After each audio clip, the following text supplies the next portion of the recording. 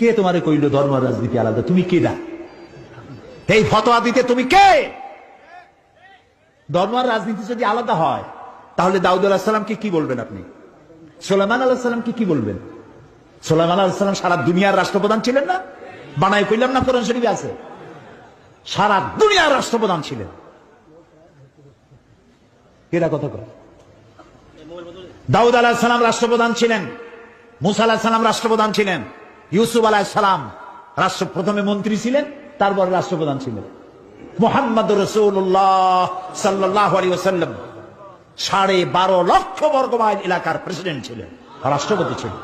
ধর্ম আর রাজনীতি যারা আলাদা বলে তারা মুসলমান নয়, মুসলমান নয়, মুনাফিক, মুনাফিক, মুনাফিক।